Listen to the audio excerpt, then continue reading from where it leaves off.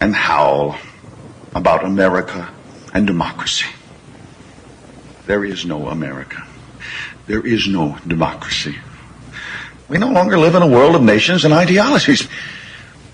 The world is a college of corporations, inexorably determined by the immutable bylaws of business.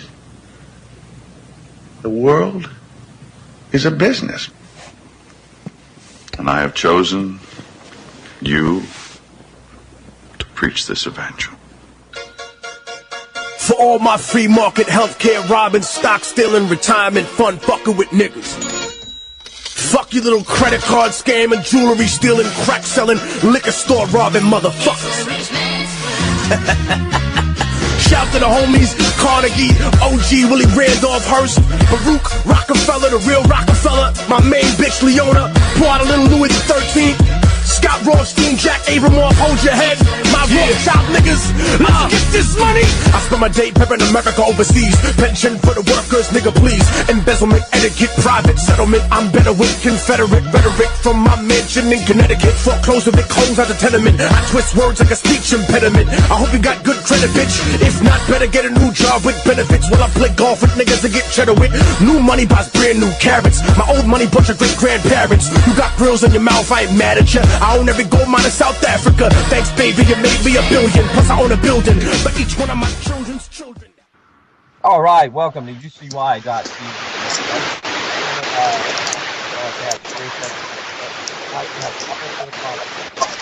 Are you there, Chris? Yes, I am here. Welcome, everybody. We are live. Sorry about that. We had to wait 2 weeks to do a show, but I'm back, and tonight's show, we're talking about the malignant force that is Zionism, and we're going to mainly focus on what they've done to the Middle East, and I'm going to paint it out to you how the Middle East has changed since 1948, since the Zionist state was created. I'm going to tell you how nuclear Israel mainly, and before that, just the creation of the state of Israel, slowly paved the way to the destruction of the Middle East. And how we see entire countries totally at the brink of destruction and total destruction, such as Syria, Yemen, Iraq, Afghanistan, Pakistan, and a few other countries have experienced major destruction. Libya, which is not technically the Middle East, but North Africa. We've seen in Palestine the complete erasing of Palestine practically from the map, that the Zionists have claimed a land that isn't theirs by any means legally, biblically. If you look at the people that actually inhabit Israel today compared to actual Israelites mentioned in the Bible, and any kind of, and logically, just in general, the land does not belong to them. And I think most people around the world are starting to get this, and I think that around the world, well, 2/3 of the world does not recognize Israel as a state, and majority third world countries that do not recognize Israel as a state, and most of the countries that do seem to be first world. European Union almost entirely does, and some of these countries are actually starting to go reverse their decision. And the hardcore supporters, and where most of Israel's money comes from, is the United States and the American people, who send about $5 billion a year to Israel. And we are now seeing a lot about this in this election, I would say, is that we're really starting to see the amount of control that Israel has over our government, media, and our finances. When we see that any criticism about Israel, any deviation from the original plan, as we've seen with comments by Trump and Sanders, both of them have at times said things that were a little bit against what the Israeli lobby said or wanted, and they immediately faced major backlash, and they had to reverse their what they said. Like we've seen, ultimately they're both Zionist paid, I would say, and all four of the candidates are left are Zionist paid. But we're seeing AIPAC really come into the public more than they did before. but we're seeing what they've always been doing, which has always been behind the scenes, pulling the strings of primaries and leading towards and without that AIPAC seal of approval, no candidate is elected. And of course, the ultimate, you have the different elite groups pulling the strings in the primaries, and I would say the ultimate final approval by the elites to who will be the next president and next corporate spokesman of America will come at the Bilderberg Committee, which now has been confirmed will be in June this year in Dresden, Germany.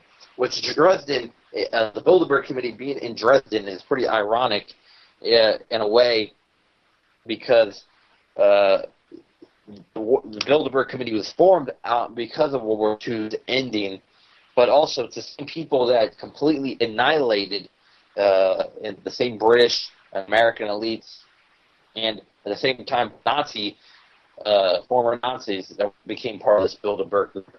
The same people are responsible for the destruction of Germany, and the same people that ordered in the bombings of Dresden became the Bilderberg, and now the Bilderberg can be held in Dresden. If you're not familiar with that, is that during World War II, and I said the Allies, it was actually Britain. Britain were the ones that were doing the major aerial bombings on Dresden, and they completely annihilated Dresden.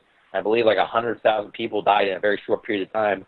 It was so horrific. The stories of the first-hand accounts that they said that the zoo, you could hear the animals screaming as even the zoo was being bombed, and the distress of the people that were trapped in that living hell that became Dresden. And then later, the weird thing is that you see the United States is that in a way what happened in Dresden that one night, especially during the majority of the bombings, would become an everyday practically, or many days, in Gaza City, in Gaza. They've been all concentrated into full population centers, and that the Palestinians are being herded into these places where they go to die.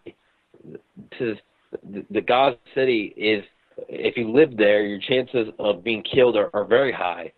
There's only 2 million people live in Gaza City, and 2,000 died in Gaza during the bombings by Israel. So you had a 0.1% chance of dying, okay, which doesn't seem too high, but let's break it down. Then you have there was 8,000 people who were injured, I believe. So then you have a 0.4% chance of being injured, or 0.5% chance of being injured or killed. And then you have 80,000 people went homeless during the time, so you have a 4% chance of going homeless.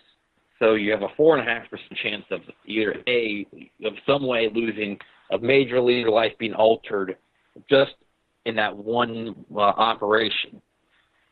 And this was just an operation that lasted 1 month. So you had in that 1 month, you had a 4.5% chance of your life being severely altered.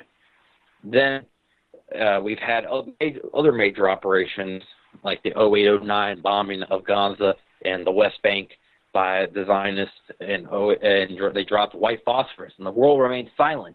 Remember, we heard so much about Saddam in the weapons of mass destruction and the gas and the Kurds, which I will tell you a little thing about that, is that the United States government gave the green light to Saddam, who at that time Saddam was an American ally, and they said to go gas the Kurds. And you could see how they're treating the Kurds right now as they seek autonomy in Syria, that the United States doesn't even want to let them talk with the Syrian government and have possible some kind of solution between the two that actually could give the Kurdish a better life in the future and to actually give them some form of independence. But the United States wants to be in charge of the Kurdish fate. And the Kurds, we've heard that buzzword used so many times over the years when they're talking about the Middle East. And ultimately what it is that the Kurds, I believe, are a lot of them are seeking a revolutionary cause and to be truly independent from the West, and may they have a little bit of disagreements with their countries that they are in, and they would seek independence. However, the Kurds are used by Israel and the United States as political tools to justify bombings and military incursions, military invasions, military bombings into countries. And that's what they've done since the 80s, though. You can see that the United States gave the green light for Saddam to gas 5,000 Kurds, and Saddam at that time was considered an American ally. Saddam was an American ally at the time because Saddam was fighting Iran, who Iran was the government that was truly the United States opposed, as Iran did not want any part of the United States imperialist game, while Saddam was willing to play into the hands of the United States as long as he had some of his, as long as his lust for power was fulfilled. As you see, Saddam, he didn't really, he really did put himself in his government before the people, and that's true.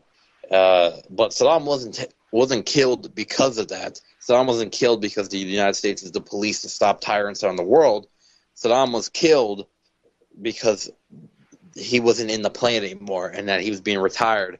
And they wanted to retrieve the gold that was inside of Iraq. And they figured that would be very hard, possibly, to gather that gold by peaceful means. And they also wanted to take the oil that was in the country and to officially secure that for the future as colonies of the different oil companies. Like 5 oil companies now pretty much are divided into different territories. And Iraq is now became also a radioactive wasteland. It's been a complete disaster ever since the first 91 invasion by the United States, and that was almost 25 years ago. And Iraq, now they have a chance again, and I already can see the talk by the United States, the government, and the mainstream media, your CNN, your MSNBC, your Fox. They're saying, all of them, that the current government is corrupt, the government is becoming dictatorial like Saddam or whatever, and now it's time to possibly for removal of that government. They're saying that they're not helping the fight against ISIS, but that's not true. They've been very effective in the fight against ISIS. They've partnered with Iran, and that's another thing, is that now that the Iraq government has partnered with Iran, no longer is the United States going to help out that Iraqi government in Baghdad. And the fight against ISIS, the United States has been funding ISIS. Qatar, Israel, they've all been funding ISIS. And there's been so much proof about it, so much leaks about it, and people don't believe it. And people rather not look at they only look at a leak, it seems like, when the media reports about it. They don't look about all these other WikiLeaks. You know, they only know about 3 of them, it seems like, that the media ever talked about. But they won't look at all the WikiLeaks where they laid out the plan, how they're going to take out Assad since 2006. They then look at the WikiLeaks about funding fascists in South America and stuff like that. They don't look at the WikiLeaks about anything unless the media promote or shows it. And and so, like these Panama Papers, which I believe right now, here's my take on the Panama Papers, is that they're been either A, altered, or B, completely fake fabrication by Soros, Obama, and a few other Western leaders to make Putin look bad, that he was laundering money. And because it seems like just coincidentally that all the leaders that are mentioned on the Panama Papers are enemies to the Rothschilds. That's interesting. They're not going to talk about the biggest fucking laundering scheme that is in the world. It's the Federal Reserve, the biggest Ponzi scheme that is in the world, of creating money out of nothing and then charging us for making that money. So them charging us, the American taxpayer. The IRS, that big Ponzi scheme. They're not going to talk about that, but they're going to keep you distracted by the Panama Papers. The Panama Papers have forced, what appears, or at the brink of forcing the Icelandic prime minister, who was jailing the bankers, out of power. And now it's funny, now they're talking about that soon they're going to release those same bankers that were jailed. So it's just no coincidence that right after the Panama Papers release, that now, in response to that, the people get angry. They force their leader, who's jailing bankers, out of power, and then the bankers come back into freedom, and then they can retake Iceland. And I think in a way that what has happened is very similar to the color revolutions that we've seen in the past between the color revolutions that Soros in the West funded in Georgia, Ukraine, and other countries over the years, Eastern Europe. And like I said, again, it's another tool that's being used by the Western media it's like that buzzword, the Kurds or whatever, when they kept saying that, and now this is going to be the thing. But the Panama Papers said, well, they did this or did that, so now we got to do this now. And it named Gaddafi on the Panama Papers, named Assad on the Panama Papers by no coincidence. It named Putin and it named the Icelandic Prime Minister. What do all four of those have in common? They all put their Rothschilds. Exactly. So at first I thought it was actually a credible leak of some kind of actually exposing corruption, but then I looked a little bit deeper into it as a serious political bias, and actually the most corrupt trying to expose, in quotation marks, what really is make a fabrications against their enemies, and that's what this Panama Papers seem to be mostly about.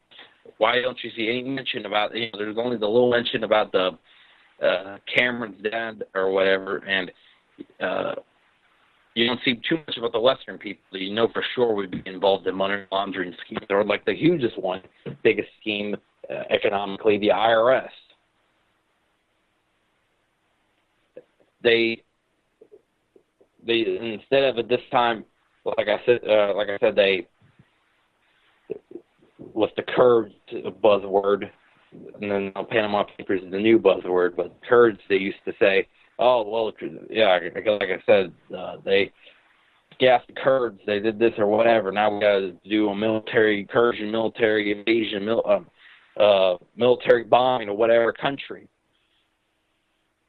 and go back to and people also a lot of times going back to the Middle East and talk about that. A lot of times people talk about Saddam or whatever, and it's weird. Sometimes in the truth, we see people saying good things about Saddam at times or whatever, but I think it's a little bit different than like the Iran example. Saddam was a U.S. ally. Saddam was at the time.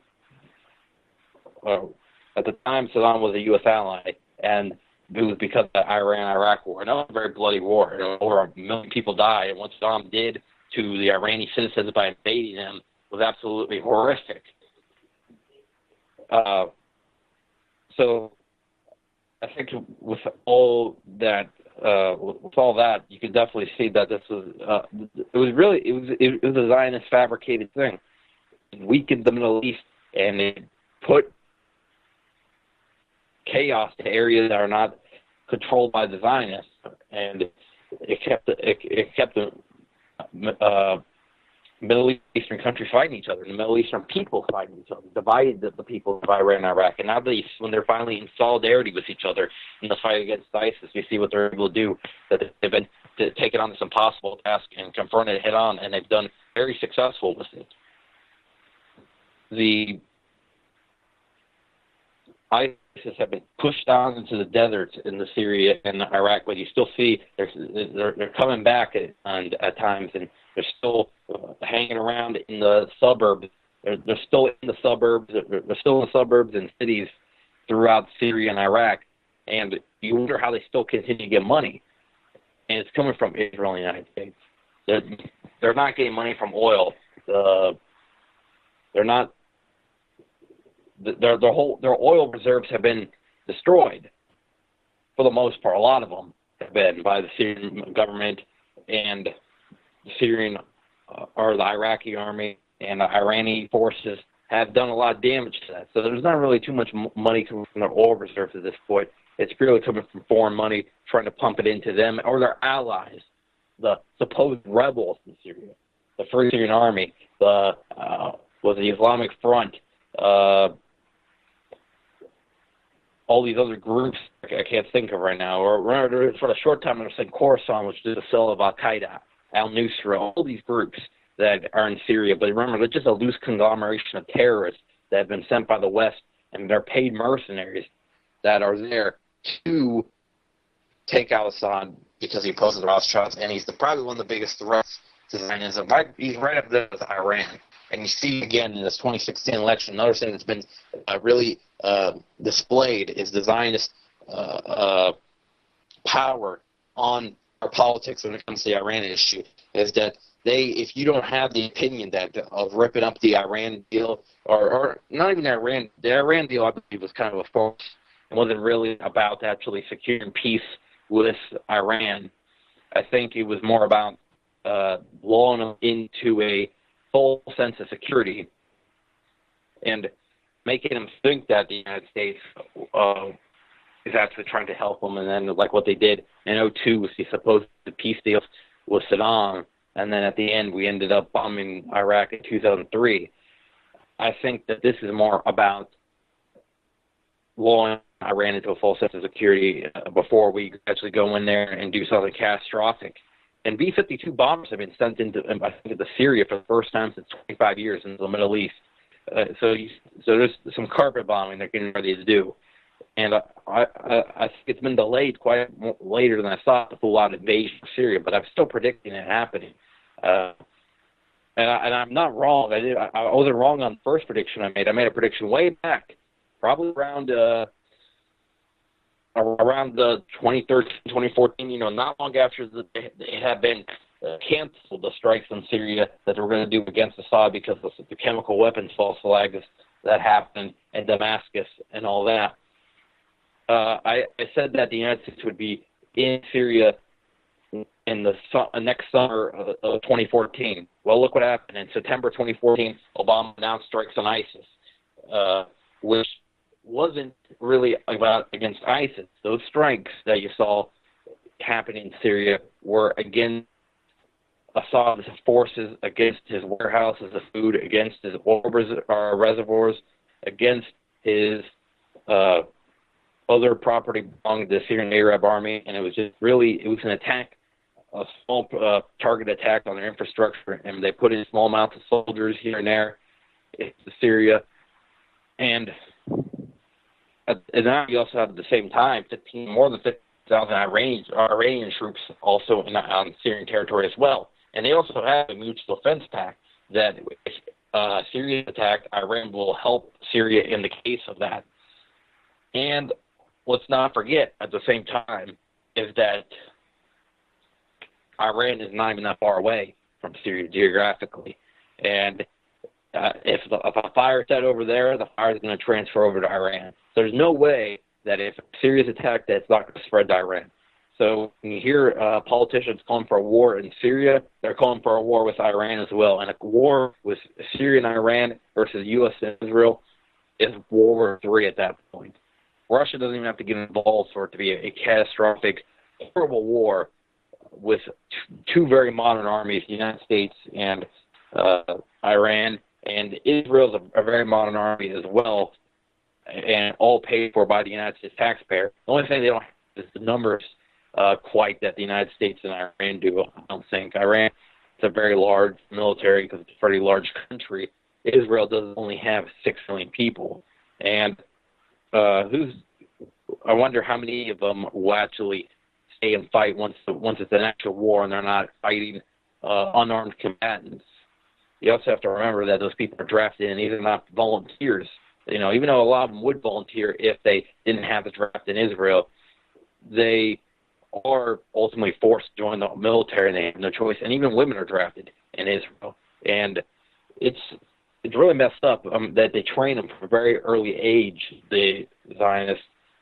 They tell them they hate the Arabs. They tell them they hate the Palestinians. They even have kids signing rockets with little messages or whatever because they train that hate at a very early age as Zionists.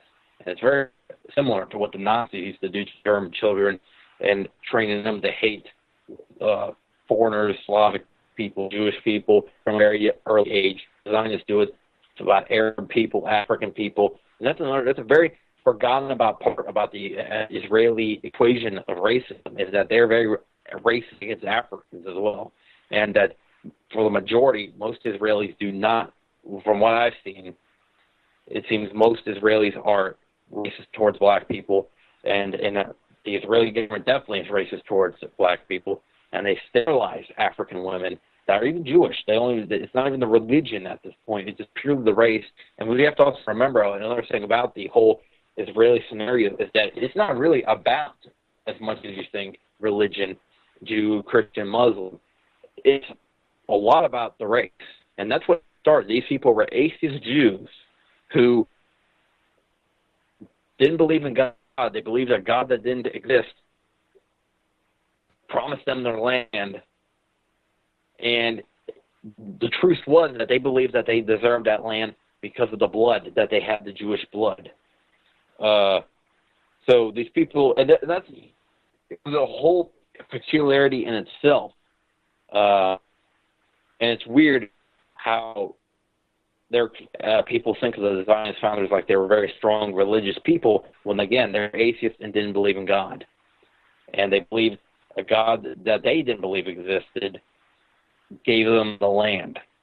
And they've taken more and more land. And now they're just, the power of Gaza is down to a little strip, and the West Bank is in little specks, and that's it. That's all of Palestine that's left. And they're taking it with settlements in East Jerusalem and in the West Bank. They're taking every last piece of the Palestinian land, and they're walling them in. You know, people think that Trump was the first one to talk about walls. That was the Israeli government. They walled in the Palestinian people into a place where it's hard to get water, hard to get food. It's been severe poverty. They have major problems with any kind of economy, and they get bombed all the time. 2009, 2012, 2014. And now what's next? I think there's a high likelihood that something's going to break out this year again. And with all this rhetoric about, you know, they talk about a few knife-wielding Palestinians, and all of a sudden people start freaking out, and they say, oh, Israel's in trouble, Israel's about to fall apart.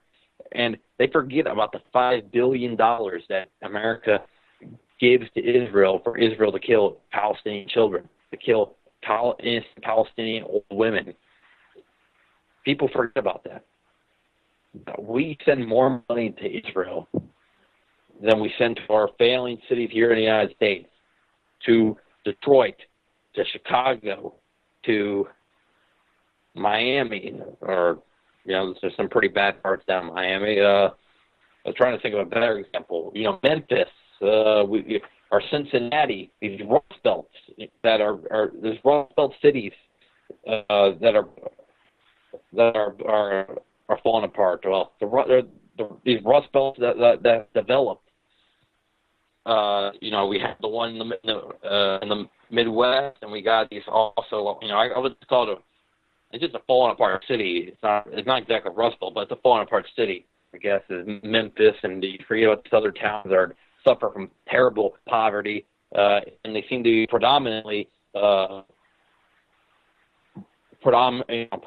black cities here in America that are really suffering.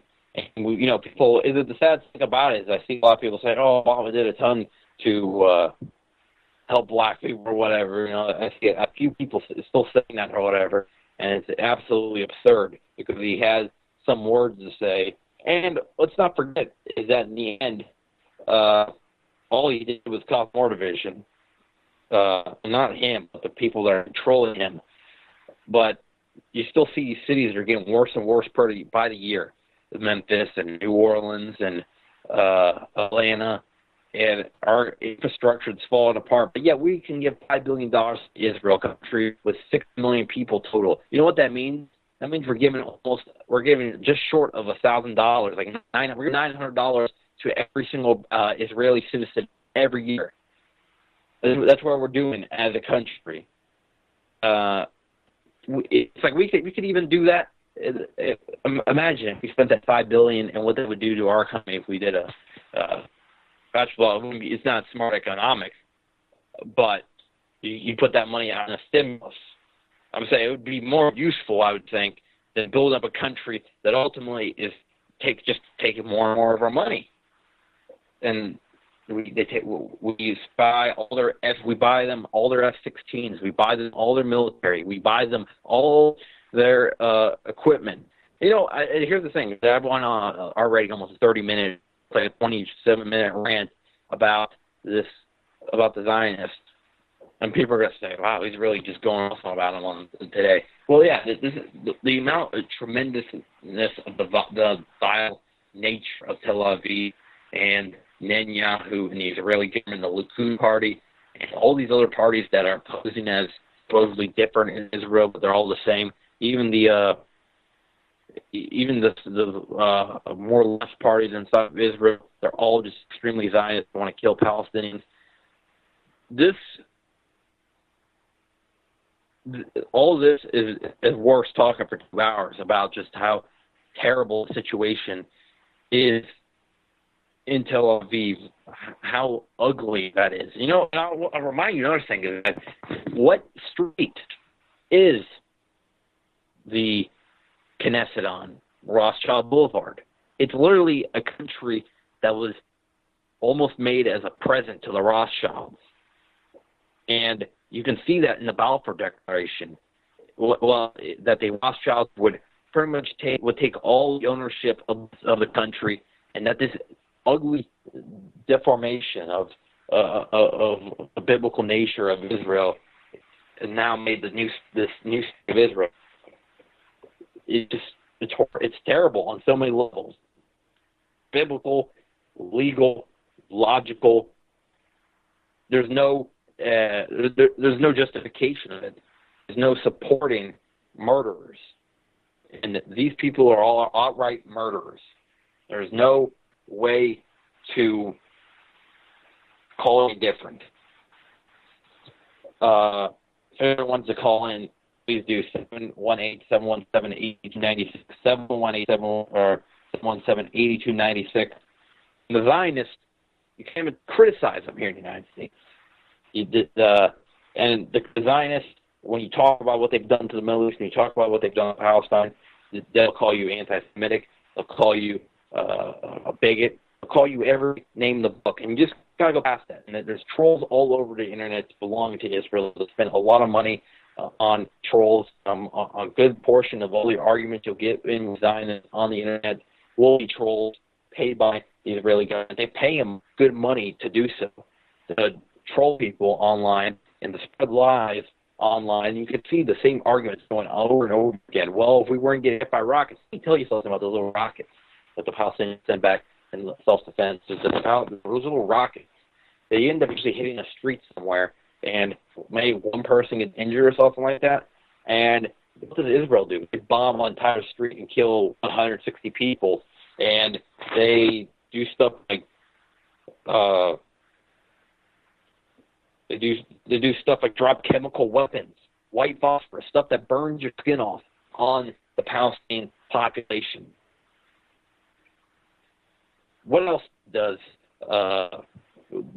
arguments that you'll see Zionists? Oh, well, every Middle Eastern country practically hates us, so we have to build up our military to protect ourselves. And let's look at the reality of that. Most of the countries in the Middle East are bitches for Israel, and only about 3 of them are actually anti-Israel. And you see the media constantly putting lies about these countries and condemning these countries and calling them dictatorships and calling them terror supporters. But the truth is that most of the countries are very friendly to Israel. Let's look at Saudi Arabia. They have disputed islands, but they don't talk about it. Let's talk about Turkey. They are actually one of the biggest traders of Israel. They're one of their top 10 traders. I don't know who's top 10, but they're one of their top 10 traders with Israel. Oh, we'll talk about Qatar. Qatar is very friendly with Israel, and always sides with them on issues like Syria and the supporting this here. Let's go to Bahrain. Bahrain also sides with Israel every time on these foreign policy issues. And at the time, they don't mention their terrible dictatorship oppressing Shia in Bahrain. And Bahrain doesn't mention about the Palestinians being massacred by the Zionists. Let's go over to Kuwait. Kuwait doesn't say shit. The United Arab Emirates doesn't say shit. And they all fund the same guys. Then you see the few countries. I'm not even done with the list yet. Let's look at the broader picture and tell me what countries have actually stood up the Zionist agenda? What countries have actually not joined the coalition that is Zionist and Western supported? Okay, there's Iran, Yemen, and Syria. And yet Yemen is a disputed country right now because, according to the West, the former dictator of Yemen, Hadi, is still in power and still controls the country. Even though he doesn't control the country, he still controls the country because he set up a capital in Aden. But yet, Sanaa is the real capital, and the Houthis control it, and most of the people are in support of the Houthis. But the United States are completely ignoring the fact they still call them rebels. They've been in power since February 2015. But Saudi Arabia won't let it happen, and they've been holding off the major Saudi force. It's one of the most powerful militaries, not just in the Middle East, it's in the top 20 in the world, top 15 in the world. And people are ignoring the fact that the Houthi Yemen forces are actually able to hold off Saudi's terrorists that the old Yemen government supported and the old Yemen army. That's what's really ascended into. It's no longer really an official army. It's a fucking terrorist group at this point. So you just have a group of terrorists, another group of terrorist supporters coming from the House of Saud, and then you have the Houthi rebels in this very strong, passionate, smaller force fighting off all of them. I say they deserve to be called an official state right now. They are a state. And they're getting some support from Hezbollah, and they're getting some support from they're getting not even military support from Iran and Syria, who are tied up in their own stuff. Iran is tied up in fighting ISIS in their neighboring country, Iraq. And Iraq and Syria Iraq has kind of become a forced country possibly too. Like I said, they're getting close to Iran, but at this point, Iraq is so disintegrated and so divided that there's almost like it's like 6 different states at this point. And really, what's left of it's a wasteland. In fact, I would suggest that every person that lives in Iraq at this point maybe should consider relocating because it's so toxic, the environment. Ever heard of Gulf War syndrome? Yeah, there's like 1 million people in Iraq that have it because the United States thought it would be a brilliant idea, or this is one of the parts of it that caused it, to bomb chemical weapons that Saddam had stored up and not even dispose of them like you're supposed to when you know the procedure. If anybody, I know nobody knows too much unless you read the news, but dispose of chemical weapons, you're supposed to do it very slowly and safely, not bomb the crap of them and just see what happens.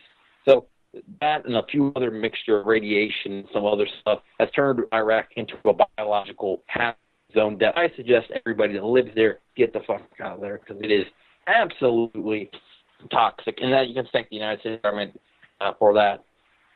So I just think that's why they're even considered too much of an equation. Everybody knows that Iraq is destroyed. It's like Libya today. The current Libyan government's not considered too much in the equation of a lot of stuff.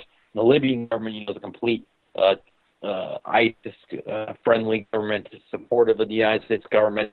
They're a bunch of clowns, but their country is so destroyed that Libya's not even in the factor of all this. Forget about Libya. Forget about them. They are toast. The people need to get out of there, too. I mean, that country is so disintegrated. Their only hope right now is the Green Libyan loyalists. That there's still a few of them left, and they're still fighting for bring back the Green Libya, the former government of Muammar Gaddafi. I think they'll be successful one day, but as long as they're not in power, they're not going to have any resolve of actually a steady solution. They've been fighting ever since that funded terrorist expedition by the United States government started back in almost 6 years ago. So now, ever since that, just been steady fighting has disintegrated their country to where Europeans used to do tourism at is now places where Coptic Christians are beheaded. Libya's a mess. Iraq's a mess. And who is setting the fire? Who funded ISIS in the first place? Israel, in the United States. The Zionists, they're definitely pouring a bunch of gasoline and they're lighting it the fuck on fire. And they got the sparks, they got the lighters, and they are setting some big fires. In Iraq, it is like a wildfire at this time that you can't even put it out. It's Syria, Assad's army, the Syrian Arab army, the Iranian army they're working very quickly to extinguish the fires. And the fire is almost out, but every time they look at the fire is about to be fully put out, more money comes in from the West to make that fire a lot bigger. So they have to work very hard to bring it back to the point where they can put it out again, to bring it back to the point where they are putting it out again, and then I guess the fire reemerges. After it gets down, they're just right now it's like a few smoldering embers, and it's been like that a couple times. It's just a few little flames, and now it could spark right back up, and that's what's going to happen probably if the United States invades it. It's going to turn into a giant fire. It's going to pave the real way for some really bad dudes, jihadists, to come into power, and it'll be like another Saudi Arabia. That's the plan. If you ever wonder what the United States plan is, simple enough. It is to make Syria another Saudi Arabia, and it'll be a country like that with some barrels of oil that are Al-Assad family. Will be something like that in the Syrian government, and those guys will rule with an iron fist. Anybody that talks about them will be beheaded. And you look at these Free Syrian Army people, the Al-Nusra people, and you see that's already the character. They crucify Christians, for God's sake. They use chemical weapons, and they're the only ones that have any proof of using chemical weapons. Assad did not use chemical weapons. Simple. It was a complete lie about there was at least no evidence of it. And Damascus didn't use chemical weapons. That was a false flag. And literally, Assad brought like a Hollywood movie crew to made all these sad scenes or whatever, and it was proven to be a lie. So people still believe the bullshit that's put on CNN, MSNBC, or Fox News, and it's just complete garbage. In fact, I was just watching some Fox News today or whatever. And sometimes, every now and then, when there's nothing else on TV or whatever, which yes, I still watch TV for entertainment at times. Well, when there's nothing else on TV, I'll watch the news or whatever just to see what I'm dealing with, what kind of bullshit is being spread on the TV that I have to counter on one of my shows, my podcast, or, what I can hope that other people will try to debunk on their own stuff they do in the alternative media. That's the good thing about the alternative media is that we can counter this stuff, and we're actually winning with this stuff. And the alternative media, I would consider myself to be the people that are like really at the forefront of the fight, because we're not one of the biggest alternative media, but we're still part of the alternative media. That's the great thing about the alternative media. They don't go classification. It's all just people. It's not like we have to be brought up to a certain status, I guess, via corporate money and producers. No, we work ourselves up to that point in the viewers, because we're just regular people spreading the truth. But I was watching Fox News today, and it was just complete garbage about this election, going on and on, just putting a bunch of fluff out there. It's like a giant fluff store, really, and you don't see anything about talk about what's going on in the Middle East. You don't see anything about what's going on with the Mexican unrest that's happened. That they're at the point of a revolution here that in Mexico, but you don't see any talk about that on Fox News. So you just see them talking about on Fox News. Well, maybe we can stop Trump if we do this and do this and do this. And look at this guy; he threatened GOP delegates at in Cleveland or whatever. I don't even know what Fox cities they're having the RNC at. I don't really care at this point. Tampa had the RNC last time. We had some protests about it, but ultimately a lot of them were just Democrats that are pissed off the Republican Party, and that's what pisses me off is that these just parties. Oh, well, our party doesn't suck like that. No, both parties suck. They both belong to the same Wall Street elite interest that want to enslave this fucking country for the New World Order and the Zionists. Simple as that. But you can't say that simply. You have to lead them to the information slowly, because you say that, you just sound like a crazy person. But, at this point, forgive me, I'm ranting. Sue me. Tell them to call in and give me a piece of your mind. But that's what this show is like today. I would actually like to have somebody call in or whatever. It may put a little bit of an anchor to myself. And I got a lot of energy because I didn't do a show for 2 weeks, which I don't do a show for 2 weeks. There's a lot of energy built up of stuff I see along the way, comments I see along the way, and I really like doing these shows. Really like doing these shows and actually just getting all my thoughts out there, getting what I've learned out to people, and they can see the information, map it out, research for their own, and actually get an idea of what's going on. But I can tell you one thing. is that the Zionists are at the core of the destruction of the Middle East, and they control Fox News practically. Well, I'll tell you who's the two biggest owners of Fox News is there's Saudi Prince Alawid and number one Rupert Murdoch, who's a media mogul and Zionist and a piece of shit. But let's not forget a Zionist. But that's like the ultimate. Let's not forget a Zionist.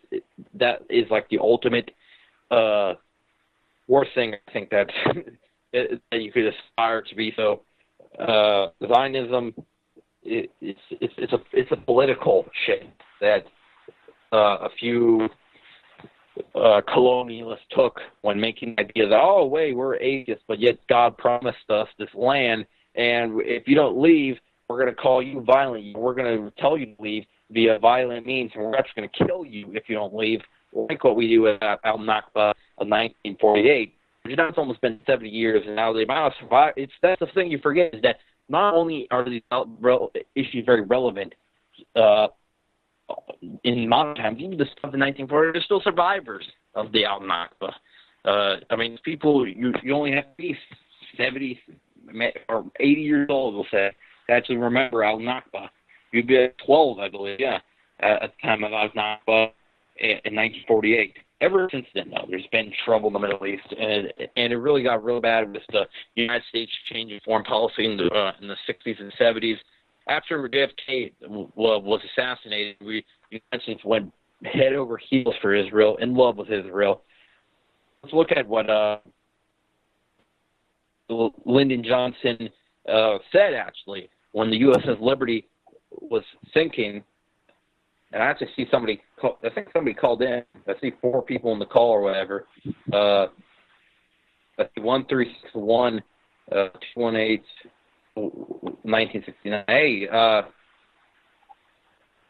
hello. Caller. Yeah. Hey, it's Vince. Hey, I'm Hello. here. Welcome, caller. I had to replug everything back in. I was moving all around here and had to unplug. Oh, okay. No, Vince, this is Jason, man. You know me. Jason Warwas. Yeah, that's me, brother. Hey, all right. It's good to have you call in. Good to talk to you. You too, man. Yeah, you do a broadcast as well. On the, every once in a while, not always, but I had a lot of issues with with some of the people at some of the broadcast stations that I use. But yeah, I have some very controversial views, I guess, so I don't always get to make it on the air. Mm-hmm.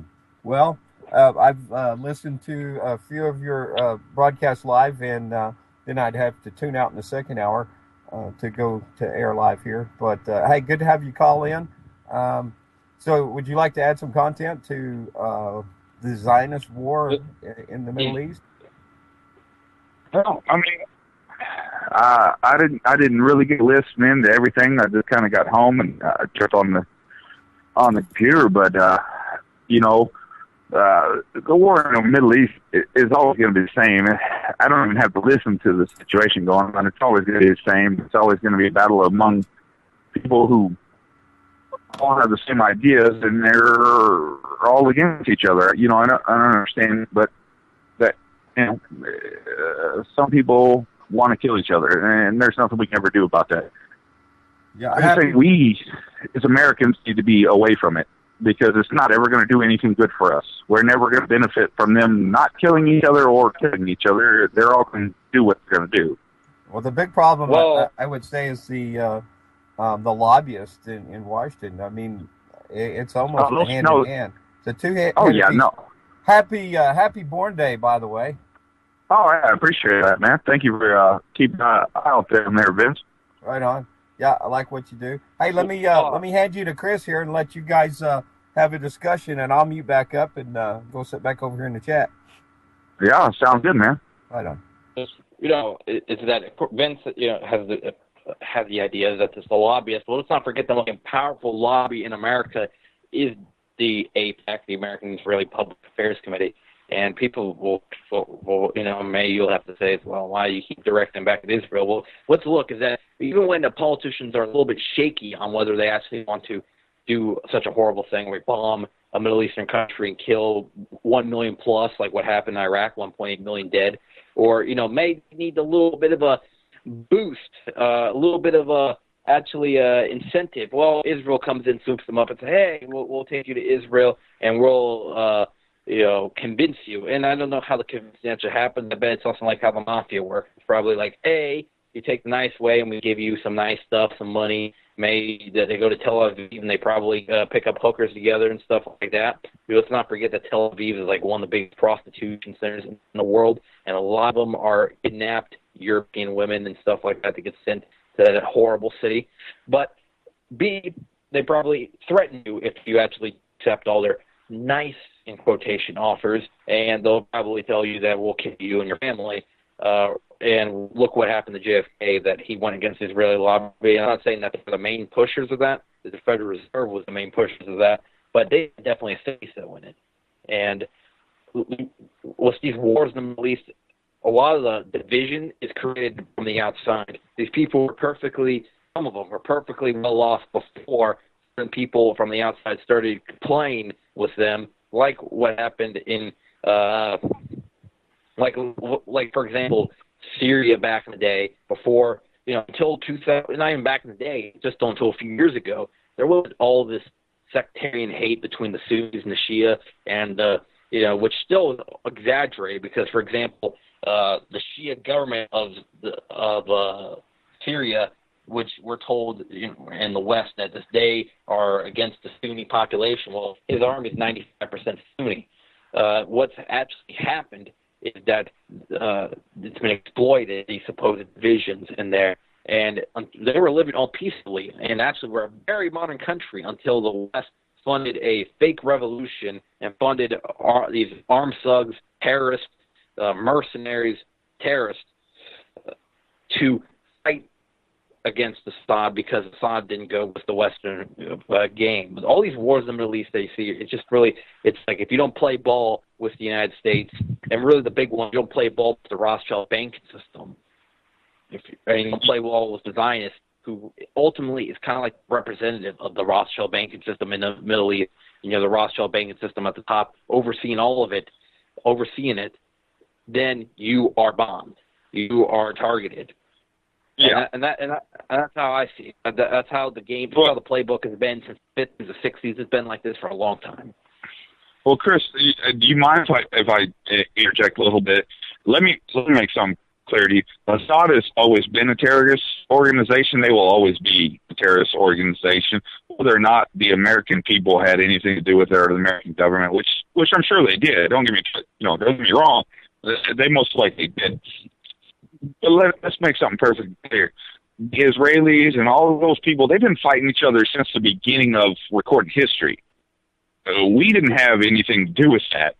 Let's make that clear. Before America was even there, those people were fighting each other. That's recorded. That's not debatable. That is fact. Okay. Now, go ahead. Well, yeah. Well, I'm saying that. I'm wrong. Well, yeah, but we're not talking about recent. We're talking about since the beginning of recorded history. Those people have been fighting against each other. So this isn't something that the Americans have created. This has been going on since the beginning of recorded history. I mean, you can look back on any textbook, on any religion, on anything you want to look back on. They've been fighting each other since the beginning of recorded history. Am I wrong or no? Well, it's kind of actually a misnomer about that. No, it's a simple question. It's a simple yes or no. Am I wrong? I'm wrong. Okay, actually, I'll lay it out for you. If you're saying that they fight it uninterrupted for all that time, without major breaks, then yeah, you're wrong. If you say that they fought on and off, yeah, that would be somewhat true. But it's not somewhat true. They've been killing each other since the beginning of recorded history. I mean, there's no debating that. I mean, it's recorded fact. Let me lay it out for you. Is that how the Jews and the Muslims lived peacefully for hundreds of years? So we're talking about actually recent times, not medieval times or anything like that. In modern history, they were peaceful with each other for hundreds of years, the Jews and Muslims, and then the creation of the State of Israel happened, and then it all went to shit. when it was Palestine at that time a secular country, and the Palestinians they were all Palestinians, and some were Arabs and some were Jews. They lived peacefully. So that major fight, that when we think of the Middle East, of a fight that's been going on for a long time, had a very long recess, a very long break, and then all of a sudden it started up again in 1948 when the creation of the State of Israel happened. In the early 1900s, there was the move of those of Jewish descent, I guess, to move back into that area.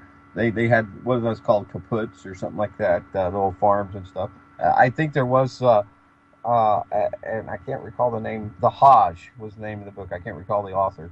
I read many years ago and talked about the life back then in the early 1900s. There was conflict. But there was, of course, it was a more peaceful existence. I guess if less death, less war is more peaceful then. But there has been a conflict. Well, you mentioned, Vince, about the Jews coming back to the move for Jews to come back to Israel. That was part of the Zionist movement. I mean, that was just a prelude to 1948. 1948 didn't happen overnight, but it happened slowly via agreements and slow moves back in to Israel before they were, or to Palestine, before they would actually officially steal all that land. Yeah, I think this would be quite involved to discuss it all, but of course, going back to the birth and where the fathers of the two supposed different races come from. Well, here's a quick question, and not to interrupt you, Vince, but. We're talking about this. Let's go back to the Crusades. How do you feel about the Crusades, Chris? Do you believe that it was Christians who attacked the Muslims unprovoked, or do you believe the fact that the Muslims were attacking Christian villages for the fact that they were Christians, and finally the Christians had it up? I mean, which side of the spectrum are you on? Let me comment real quick. Time there, that's medieval times. Yeah, let me comment real quick, Chris. Please. Yeah. Now, first of all, it's the whole problem, reaction, solution. It's been going on for a very, very long time. The papacy pretty much got the resurgence of what is Islam. It goes back, of course, the ideology much further, but the religions is there. That lies the problem, and so they set up because there was a separation in the church at that time. And then the papacy eventually took control. Now, in order to combat the Christians that were opposed to that rule, the Muslims rose up But were they violent Christians, though? Were they violent Christians? Yeah, they were there to invade the land. So, I mean, it's no they different. They weren't there to invade land because there were Christian villages in their country that they didn't like for the simple fact that they were Christians. And let's make something clear real quick. I'm not a devout Christian by any means. If anything, I would say I'm more of a modernist. But I've done my research, and the Muslims attacked Christian villages for the simple fact that they were Christians. Well, that goes into the dialectic. I want to interject something that Vince had said, a key word, papacy. And you look, that's again, we're talking about the big players that play, the elites or people that have different intentions. The Christians, what I've saw is that Christians were used as a tool and were put into a place where they would be possibly attacked by Muslims. Really what the Catholic Church wanted to do, and the Catholic Church wanted to take over the Muslim land. So it's not really Christian. The Catholic Church, what I see, is just a perverted sect of. It's really, in a way, just a big cult, and it's a big deviation from Christianity.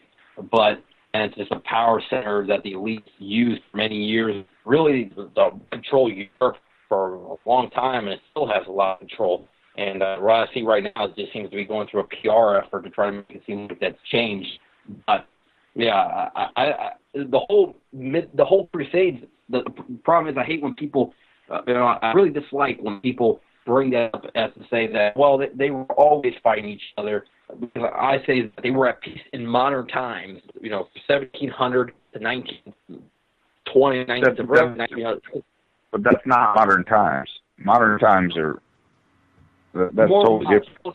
Post-Renaissance times, okay? Post-Renaissance isn't modern. I mean, let's be serious. That's not modern times. I have a question for you, Jason, from chat, and I'll see if I can reword it just a little bit. Okay. Do you support America supporting Israel? I do, for the simple fact that I believe Israel is as many flaws as they do have. In the situation we're in right now, I'm not talking about past, I'm not talking about the future, I'm talking about right now. They have been fired upon numerous times. Fortunately for us, or fortunately for them, I mean, they have the Iron Dome, which we provided them with. Billions of dollars. I mean, let's be serious. I mean, those countries are going to fight. There's no getting out of it. They're going to fight. I know this much. I know the Israelis aren't. They're not murdering women for not wearing a shawl. Yeah, and let me tell you something about that. Let me tell you, those countries that you're talking about, Saudi Arabia, is a big ally of Israel. So what do you got to say about that? Yeah, and they kill more people than anybody. Look, we can't pick our country's allies. Our allies' allies. That's not how it works.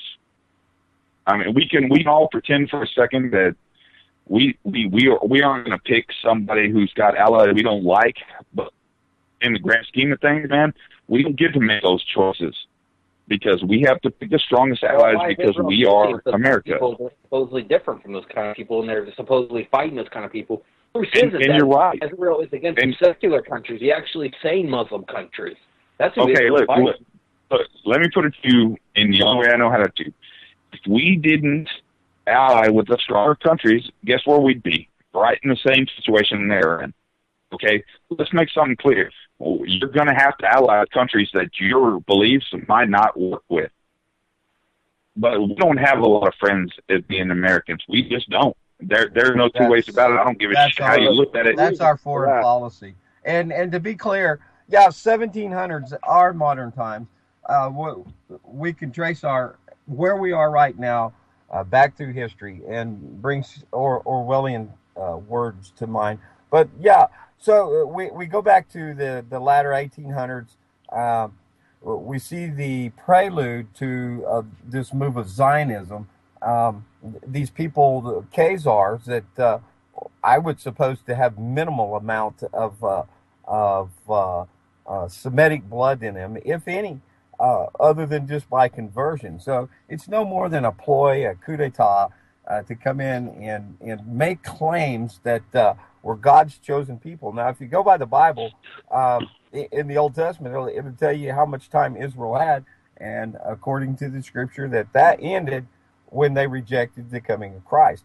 So to claim authority is it's a logical fallacy. And we've got to realize that it is all being pre-engineered for future history. And what we're doing right now is thank you, Hal Anthony, future history or foretold history is being written right now.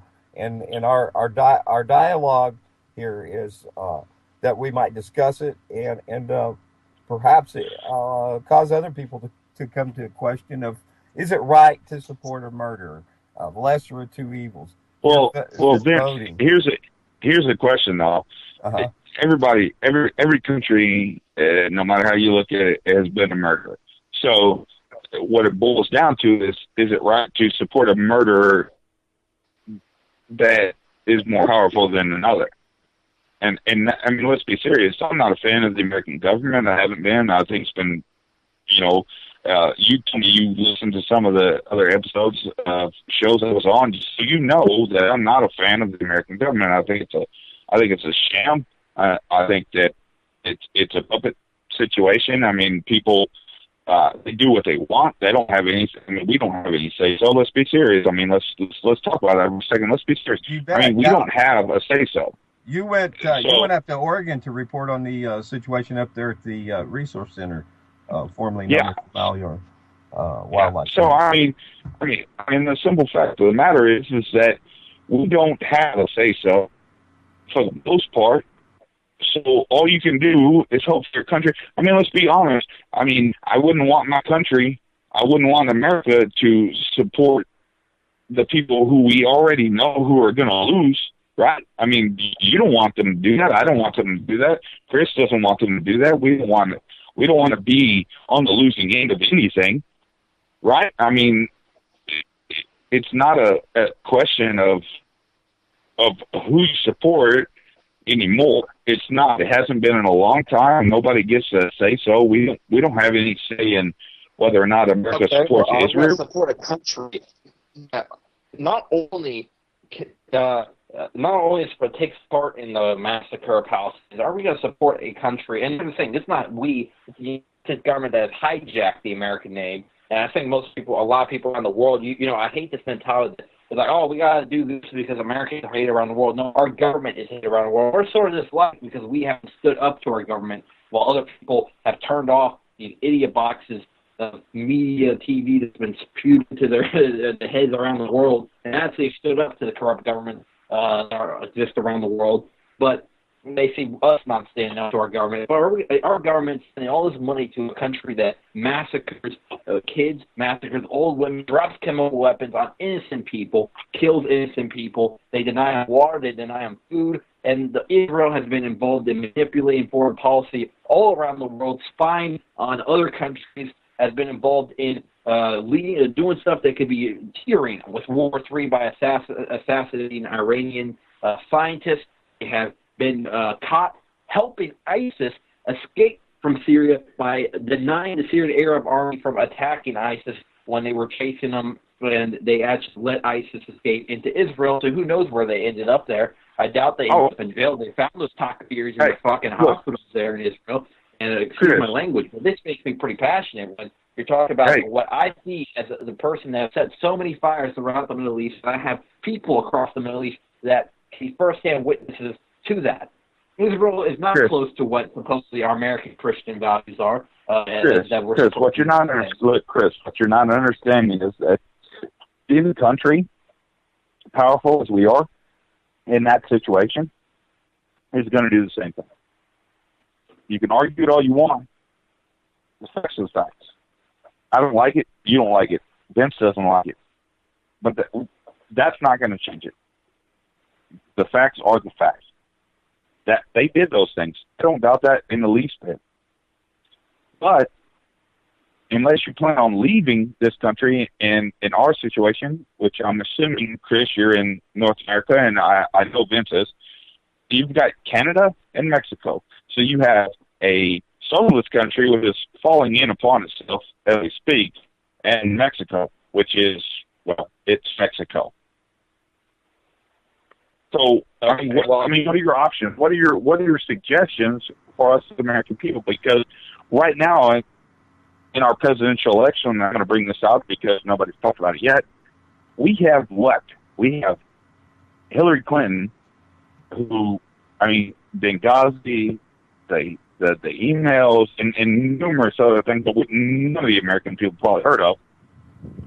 And you have Donald Trump, which I am not. I'm Vince will tell you I'm right wing. I don't believe in most of the Democratic progressive movement as far as a lot of the plans and whatnot. I thought Obamacare was a sham. Even Harvard thought that Obamacare was hands down the worst ever political program to face plan. I mean, that's hard. I don't know if they're smart over there or anything, but, you know. But then you got Donald Trump, who's a fucking douchebag, and let's be serious, nobody likes him. But backwoods-ass fucking people who don't understand how the real world works. You know, me, myself, you want to know the God's honest truth? I was a Rand Paul man. I like it, small government, leave us the fuck alone kind of thing. But, you know, the rest of America is stupid and they don't understand that. My point is that we'll never get away from this. It won't happen. Our country will go to ash before we get away from the situations we're talking about. They're always going to support that's what these we're small fighting terrorist right now, groups. Jason. That's what we're fighting. Well, That's the whole what I'm purpose trying of to having just our watch voice to right air. there. And there were, and what revolutions or what major changes around the world would have happened with that idea that, oh, we can't get away with it, so we're just going to try to manage our destruction. Or, with this parasitic relationship that we have with Israel right now, what we need is to we could simply end it by, or at least go in the right direction by cutting off their $5 billion. Well, we can't just end it with Israel. You can't just end something with Israel. Okay, I'm sorry. I got a lot that I'm trying to say here, and excuse me if you can hear that. That's my dog in the background. But look, the major players, we're forgetting the major players that handle all this, and that as long as there's these super rich bankers at the top with trillions of dollars, ultimately pulling the strings of our government here. And let's not forget that by supporting Israel, you're literally supporting those bankers. That's like literally almost their HQ right there. It is the Tel Aviv. It was pretty much a creation of the Rothschilds. Let's not forget that the Knesset is on Rothschild Boulevard, and that there is all kinds of signs that place was designed by the Rothschilds, and that what I mean is the state of Israel. So nobody should support it. When you say that, you're supporting malignant evil. It's the same as supporting Washington D.C. government and that whole the Democrat, Republican, military, industrial complex, war machine. And what we need to do as people, we need to find a way not to try to work within the system. We need to find a way to get outside the system, and we need to either work against it and actually find a way to have the system crumbling to the ground. And the people that don't want to do that, I would suggest they find a way to leave the system and may go to a country that won't be affected by that. There's not many options at this point, or try to go an off-the-grid system. I would say that's one major thing that we all can do is stuff like barter instead of using the Federal Reserve's fake dollars. That it keeps the whole system going. What if we just all started bartering? That they would be in some massive trouble. Let's and stop being lazy consumers that don't actually put any real thoughts out into society. But all we do is just buy, feeding their machine, feeding the major corporations that are at the top with those bankers. So there's a lot. We could start talking about the solutions or whatever. What I'm talking about is right now the problem. And I was talking about the fires that Zionism has put out, that has started, and they are, and a few countries that are having a very hard time putting them out since 1948. So I'll never buy, and I'll never support the state of Israel. I'll never support it in one way, shape, or another. Because to me, what they've done over the years, and you can't say that every country in that position has done it. You said they were a small country. They're not a small country. We've made their military, and the amount of money that they've gotten from the bankers has made them a very powerful country. Because it doesn't really matter how many people you actually have. It doesn't matter what kind of leverage you have on the world scenario. Because, for example, they have 6 million people, and they have all that power. Both like Indonesia, they're the fourth biggest population in the world. And when do you ever hear their name at any time come to any kind of relevance when we talk about foreign policy, economics, or any of that stuff? They don't really, because they don't have a strong military, nor do they have really a strong economy at all. Israel is thriving. Our country is crumbling. If we were just to give our foreign aid into the cities, like I was talking about, that they struggle just to have any kind of infrastructure at this time. You have bridges collapsing, all this stuff. Maybe we wouldn't be in such a terrible shape we are now, where our infrastructure is collapsing. We have students that read at third grade level, and they're 18 years old and stuff like that. What else do we have going wrong in this country? And we have, just simple stuff. And we have all these people that that walk into the real world and have no real skills. We have uneducated populace. That's why we have people pushing for a $50 minimum wage. Here in the United States, and all the other money that we give Israel in different ways, because we give them aid stimulus packages and all kinds of other stuff to them, and we buy their goods a lot of times. You forget about that. Every time you see a 729, or sometimes now because the 729 has been boycotted a lot and people have caught on, they put down 871. If you see those barcodes, don't buy it. Simple as that. I don't care. They boycott, divestment sanctions has been. There's now new rules in Canada, or they were about to put new rules in Canada that said that you could be called for a hate crime if you called for BDS in Canada. And there's similar laws that are either have been enacted in the United States or are on the way to being enacted. I don't care. Right here on the radio show, put a hate crime against me. I don't care. Boycott Israel. I'll take any. Yeah, I'll take that too. I'm getting a little kick out of chat over here, and I wonder if your dog had a sore throat or if he's hair lip saying, Mark. The new iPhone is here. And in further news, one of the greatest propaganda songs for America, singer Merle Haggard, died Wednesday. Yeah, on his birthday. I wouldn't mind a moment of silence for Merle. Big Merle Haggard fan myself. If we can give just a couple of seconds of silence for him. Okay, there it was. And if you Thank don't you. love it, leave it. That was his There you go. propaganda song. I so disagree. If you don't love it, change it. And that's what we're trying to do here. We don't have to love it. We don't have to like it. We don't have to agree. We don't have to support it. Change Well, it. I think Merle's idea was that if you don't love what you have, which is the option to not want to be, everything that America is, if which was what we're fixing to start dealing with, like Europe has dealt with the Muslim immigration, with these refugees from Syria. I don't know if you guys been keeping track with what's going on over there, but it's complete and total chaos. Yeah, they and don't that's listen made like that. If to- people were left alone and not intruded upon by these government peoples, the system that we have that is so corrupt, and we can't continue to saying, "I'll vote the lesser of the two evils." We have to. Well, that's the accept problem. that. Is we don't have a real candidate anymore. We haven't in many years. Whether people think I lean Republican, I'm more of a libertarian, if anything. Like I said, I was a Rand Paul man myself. And granted, Rand Paul even himself is still a politician, and I think Doesn't that guy support the drug war too? I mean, I don't know, and I'm pretty sure he still supports military being overseas. So, what a libertarian he is. Well, I mean, you can look at it however you want. I mean, you're going to have to support or deny. I mean, or be against something. If we're for Israel, then we're for Israel. If we're against Israel, then we're for who? I mean, who are we for? The countries attacking Israel are who? They're barbaric countries. They still believe in Sharia law. You name me one country that doesn't still have Sharia law that's attacking Israel. Tell me the two major countries that are attacking Israel, and I'll tell you how factual. There's no major countries attacking Israel. That's the problem. You have Afghanistan attacking Israel. I mean, not Afghanistan. What the hell?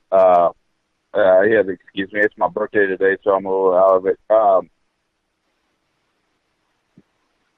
Okay, here's the two major enemies to Israel in the Middle East. And I'll tell you right here that it's Syria and Iran.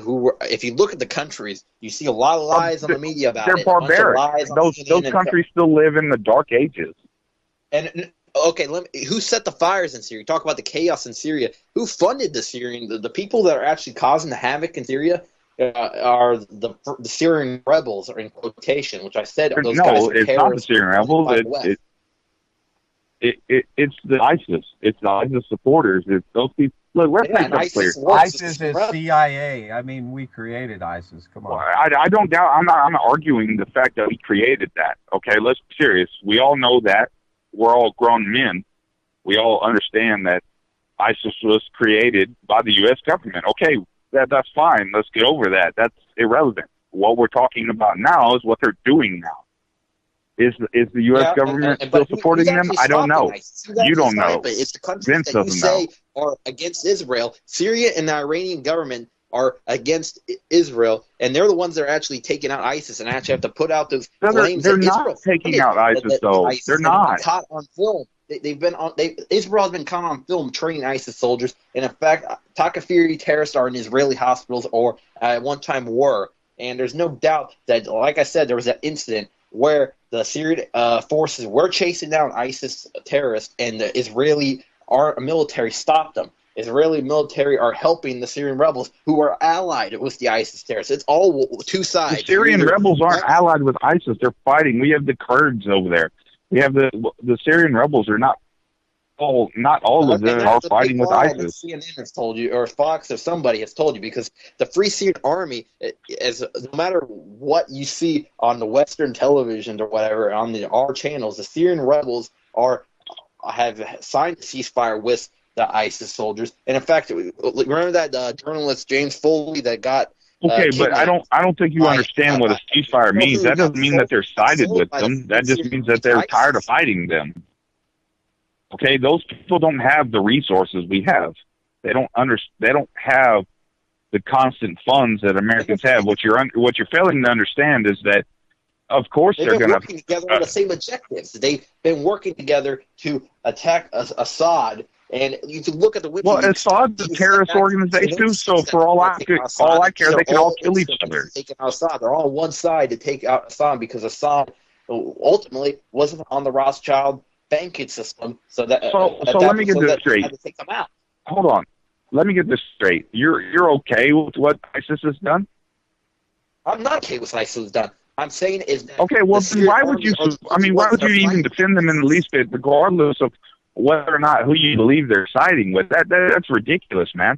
They're all terrorists. Assad, ISIS, all of them. They're all terrorists. They all should be turned to freaking dust. Let me tell you, he terrorized his people with good education, good health care in a modern country until 2011 when the West funded. Which they've been doing. They've been doing that. It's documented in the United States on several occasions that Muslim ISIS supporters have attacked U.S. citizens. They beheaded people.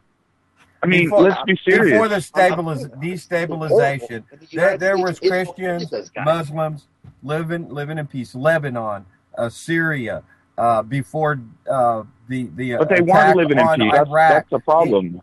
Well, look, it's what they consider peace or what we consider peace, because what they consider peace is a whole other story. Was a very peaceful place until 2011. It was like the most modern country. Well, that's not true. Let me hold on. Let me tell you something. I know someone from over there. He works with me at the prison, and I'm going to tell you right now, there was no such thing as peace over there. Okay, that's not the report. What you might consider peace. Well, I'm telling you from somebody who lived in downtown Lebanon, and let me tell you, when he said that walking through the streets on a regular day, he watched his best friend get his brains blown out for the simple fact of the matter that they were in the wrong place at the wrong time. And it could have been him. So don't tell me that they were living in peace, because I know that's not true. Okay, but he has no political motive. Well, he's just a guy I work with. Lack of absolute chaos, then perhaps it would be better said than peace. Exactly, and that might have been what they considered peace, was a lack of absolute chaos. But you can't tell me that is what we as Americans consider peace. Just because they consider it peace doesn't make it peace. And just because you might have one coincidence, I'm just going to say is that it's probably more. It's probably less peaceful over there, just considering that Lebanon's a rather poor country, and there's going to be a lot of violence. Okay, but what relevance does that have when we're talking in the grand scheme of things of peace? Sorry, let me talk here. That here we have, in Chicago, you hear similar stories of that too. People their brain out in and Chicago's just as bad off as Lebanon is. What I'm saying is that ultimately, in Lebanon, there's been problems since the 80s, ever since the invasion of Lebanon back then, and then yes, we actually pulled out pretty quickly out of that. But there's been problems for a long time in that place. That's comparable to Syria, which was the one we were talking about. Syria, it was a country that was in peace, and they were one of the most peaceful. Syria hasn't been in peace in 120 years, man. Look it up. You're more modern than everybody, and Assad had brought their Human Development Index to one of the best in the Middle East. And then there was the foreign-sponsored revolution, or should I say, a mercenary uprising in their country. You can buy into that shit all you want. Syria hasn't been in peace in well over 120 years. They've been constantly fighting. Just because what what the American media tells you, that they were in peace all of a sudden, and now all of a sudden that's not true, man. Look up. I mean, look up real facts. Don't. Media. Are you kidding me? I am not going by the American media. American media will Yeah, have you you are. believe that stuff, that they've been that the whole Middle East has been been restless ever since the colonization ended. But 120 years They ago, have it was been still fighting, dude. Constantly. They have been fighting each other over religious beliefs since the beginning of recorded history. There's no debating that. You can look at it however you want. That's fact. That's not something. They've been at war since before Christ was crucified. Look it up. I mean, they've constantly been at war. There is no peace. It's not like what they consider peace is not what we consider peace. That's what you're failing to understand, is that when we talk about peace and they talk about peace, it's totally different. When they talk about peace, it's nobody got shot in the street today. When we talk about peace, it's what we have today, where we don't have to worry about it. But, man, that stuff is a constant in their lives. So when there's a break for maybe a week of nobody getting blown to pieces, that's considered peace, man. I know many, many people from there. There is no such thing as real peace over there, and there hasn't been since for a long time. I'm sorry? Okay. Well, how many people have you actually known from there? Because I could say the same thing. I've known quite a bit of people from there. We can know a lot. I've known at least 5, maybe 10, that I would consider people that I believe. I mean, okay. So do you just believe that these people? I mean, this is that. Keep this in mind: is that ultimately the big puppet master in all this. You know, you have these countries, again, the U.S. government, you have the Israeli government, you have the Qatar government. You keep talking about the U.S. government. I'm not. These people don't have anything to do with the U.S. government. They have everything to do with their country. I'm gonna come in here against the Syrian government because they opposed the Rothschild. Simple as that. And there was, yes, it was pretty peaceful before that, and it wasn't this all. What do you consider peaceful, though? It doesn't even exist. They exploited it on the media. They can see what this war is about. That it's about Assad being a tyrant or whatever. But Assad, the truth about that is that it was purely a sponsored. It's about money. It's about banking. It's about and all the wars in Afghanistan and Iraq. Why the United States entered that too? Is what's not? Yeah, there is about oil, gold. It's the goal. Well, I'm not 100% sure you understand how the real world works, man. And also, Chris, I mean, we're running downhill here. I don't think we're making any progress. Hey, Jason, I appreciate you calling in, and I'll tell you what. Won't you? I'll get with you during the week, and we bring you in on air with me Friday noon Central. You're in Texas, so we'll be at the same time if you're available. I'll be available, Vince. I don't know that Jules will want me online, but I'm down for it. If what will let you online? Yeah, I'll get with you. Yeah, just hit me a message or something. Right on. Yeah, I can bring you in by phone. So yeah, that'd be noon Friday for This Is No Time for Rational Thinking. And yeah, we can do that. Right on. Hey, thanks for your call, and I'll catch up with you, brother. All right, brother. Bye. Bye. Bye-bye. All right, Chris. So this is for after that broadcast, but I'm going to go ahead and say it now because, I copied part of it. But so Hal has given us some good pointers here, and he asked me to see if you have checked your port forward for your system router for a better throughput. So we can talk about this later, and also. If you maintain a sweet spot on the mic, if you're just like holding it before you or what, so we still need to work on your audio quality. I think a little better. I'm running through this equipment I've got now, so I think it may even be better. I've not had any problems running through Skype through UCY, but my quality at Real Liberty Media was pretty off. So I think we've got that set now. You and I need to perhaps spend a little time and discuss bettering your equipment or what you've got and bettering it. I never changed the router yet. which that's I guess that's my bad on me. I should go and I'm gonna see what I can do with router or whatever. See if there's even a chance that routers are $40, so I wanted to change it up if I don't need to. But if I have to, I will. Because the ratio, there's been a lot of complaints about it on the audio, and I apologize for that, folks. Actually on the mic, I meant is that I have my tablet or whatever, and then when I'm like in that discussion, I had it up close to me the whole time, and then I made that audio actually probably sound better because I was talking real close to the mic, so I could actually hear what the other guy was saying because I don't wear headphones. I just have the tablet out, and then I bring it up closer. I even have to bring my ears up the speaker so to hear what the guy's saying. I bring it back to my mouth by the mic, close to the mic, and get to hear what I'm saying. But I want to finish off this show with some information rather than a 30-minute. I started off it's an interesting show, man. A little bit atypical for me because it's really good because I noticed before I kind of had a little bit of a lower energy shows, I guess. It seemed like, I don't know, it felt a little bit lower energy or whatever. But this week I feel charged up with energy, and that's why I was able to pull off a 45-minute rant, and then I got to do a 45-minute. It started off as a peaceful debate or whatever, and then it just kind of turned into it just turned into a not really much of a debate, but just us shouting out. I don't even know. We just didn't even communicate at the end of that debate. I don't know, honestly, what our caller didn't understand about my point of view. Like he was misinterpreting some of the things. To call me one of the biggest denouncers of what ISIS has done to the Middle East with Israeli and American money. To call me sympathetic of them is absolutely absurd. It's like it would be like to call to call me sympathetic of to call me sympathetic of them would be like to call Willie Nelson sympathetic of the war on drugs. I mean,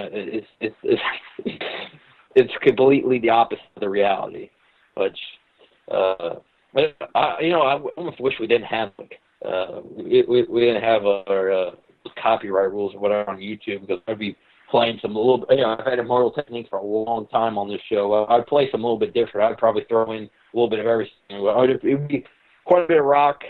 I was thinking, I'll probably throw in a Will Nelson song or whatever. Since I know that we do have I think we have a decent bass down the south, and I don't really like country that much, but he's one of the people. He's a country singer I like, I guess. More of a if I like Southern music, I'd say of course Southern rock, and rock just in general is kind of my music. But all that aside, let's everybody take this out of this whole show, is that when you see names like Al Qaeda, ISIS, all the Islamic Front, different jihadist groups, remember that they're getting money from bigger Western players that they use these groups to take out governments they don't like. They take out secular states they don't like. Assad is no barbarian. The Syrian government weren't barbarians, and they're still not. And unfortunately, there's been a lot of casualties from this war because the terrorists, the rebels, are using people as human shields. And also take this, really, do not get this mixed up. There is no 3-4 sides really in this war. It's really down to just about two sides, and it's the rebels and the terrorists are lumped into one section in ISIS, the worst group of the terrorists, versus the Syrians, the government, the Syrian people, and the minorities of Syria that have all jumped to the Syrian government side. Even the Kurds, who are reluctant to support the Syrian government because they have their own dispute about land, jumped to the Syrian government side during the war. And now, after the war, they decided that they'll defer any talks about territory until after the war, until after the major threat on hand, the Western-supported insurgency is finally defeated. Then the Kurds can talk to the Syrian government about their future territory. And also, I want everybody to remember this: is that the United States government doesn't give a shit about this. Chris, I need to interrupt you. Jason's commenting here. I think you guys did have a disconnect. Both of you, I think perhaps maybe didn't hear each other fully. Jason said that he did not call you sympathetic to ISIS. So I think there was some miscommunication, and this is classic of what it is that I'm doing, and that's of course you might not figure it out by listening to me, but for better communication, and I've said before that we might be speaking the same words, but not necessarily the same language. So our preconceived notions do cloud our perceptions. Being a little bit redundant there, but.